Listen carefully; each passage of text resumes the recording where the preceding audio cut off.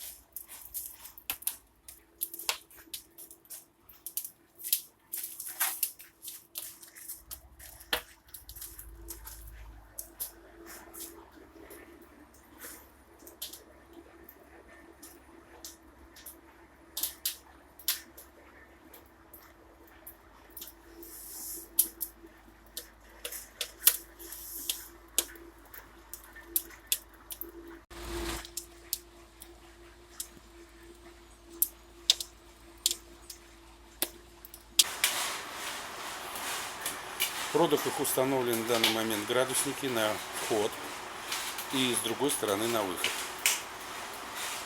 Через какое-то время в продыхах посмотрим температуру, понаблюдаем, как прогревается воздуходувы.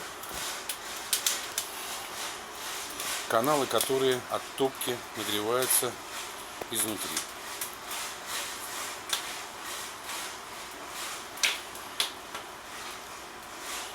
Работу продыха вторым способом проверили сейчас градусниками. Температура, разница 8 градусов. А вот проверяем листочком. Вот таким образом продыхи работают отлично, прогревая воздух от топочной камеры.